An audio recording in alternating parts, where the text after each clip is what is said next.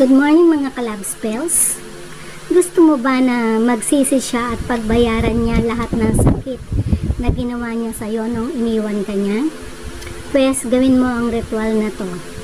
Isulat ang buo niyang pangalan sa isang malinis na papel. Kung halimbawa Juan Tomas ang pangalan niya, isulat mo yung Juan Tomas. Tapos isulat mo yung orasyon, Limihia Bikhara.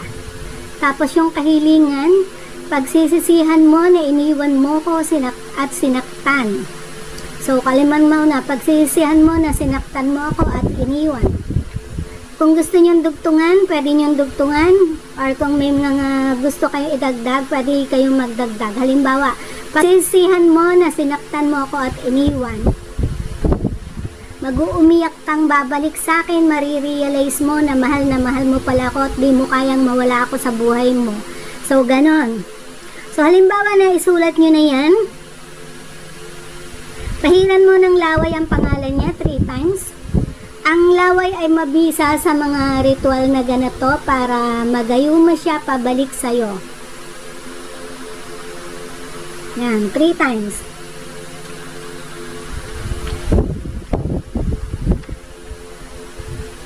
So, saka banggitin ang pangalan niya 3 times. Juan Tomas, Juan Tomas, Juan Tomas.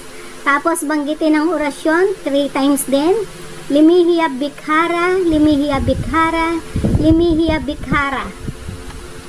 Tapos yung kahilingan, banggitin din ng 3 times. Pagsisisihan mo na sinaktan mo ako at iniwan.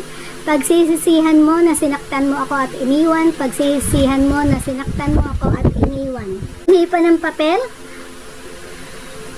Hipan yung 3 beses. Saka pagpunit-punitin at i-flush sa toilet bowl. Yan. So, pwede nyo itong ulit-ulitin hanggat hindi umi-epekto. Pwede nyo gawin araw-araw. Ngayon, kung gagawa tayo ng mga love spells o kahit na anong ritual, dapat, ipinaalala ko ulit, dapat 100% ang pananampalataya nyo sa ritual na gagawin nyo. Dahil kung hindi kayo naniniwala, useless na gawin nyo dahil hindi yan tatalab.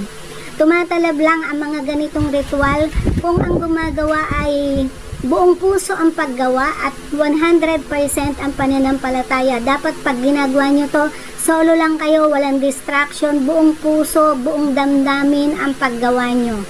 Huwag nyong gagawin kung subok-subok lang dahil hindi tatalab sa inyo. Maraming salamat!